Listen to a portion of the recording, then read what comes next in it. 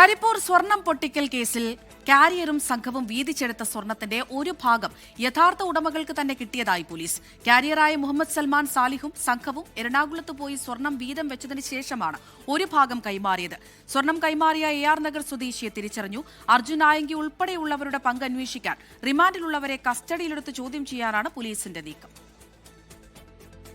ജിദ്ദയിൽ നിന്ന് സ്വർണവുമായി വന്ന മുഹമ്മദ് സൽമാൻ സാലിഹ് യഥാർത്ഥ ഉടമകളെയും സ്വർണം പൊട്ടിക്കൽ സംഘങ്ങളെയും കബളിപ്പിച്ച് എറണാകുളത്തേക്ക് പോയാണ് സ്വർണം വീതം വെച്ചത്.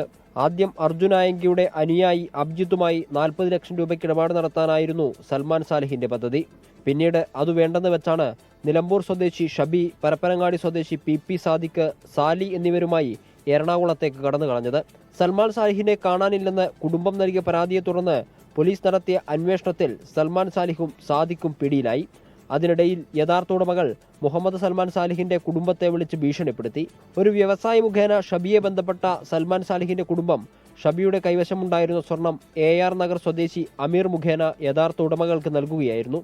വൈകാതെ തന്നെ സ്വർണ്ണക്കടത്തും പൊട്ടിക്കലുമായി ബന്ധപ്പെട്ട മുഴുവൻ സംഘങ്ങളെയും പിടിക്കുമെന്നാണ് പോലീസ് പറയുന്നത്. അതിനായി റിമാൻഡിലുള്ള പ്രതികളെ കസ്റ്റഡിയിൽ വാങ്ങി ചോദ്യം ചെയ്യും. അർജുൻ ആയങ്കി ഉൾപ്പെടെയുള്ളവരുടെ പങ്ക് അന്വേഷിക്കുമെന്നും പോലീസ് പറഞ്ഞു. കേസുമായി ബന്ധപ്പെട്ട് നേരത്തെ അറസ്റ്റിലായ 13 പേരിൽ ഭൂരിപക്ഷം പേരും കണ്ണൂർ ജില്ലയിൽ നിന്നുള്ളവരായിരുന്നു. അതിനാൽ സ്വർണം പൊട്ടിക്കൽ സംഘമെത്തിയത് അർജുൻ ആയങ്കിയുടെ നിർദ്ദേശത്തെ തുടർന്നാണെന്ന് പോലീസ് സംശയിക്കുന്നു. സംഭവത്തിൽ ഉൾപ്പെട്ട CPM ബ്രാഞ്ച് സെക്രട്ടറിയെ പാർട്ടിയിൽ നിന്ന് പുറത്താക്കുകയും ചെയ്തിരുന്നു. 24 മലപ്പുറം.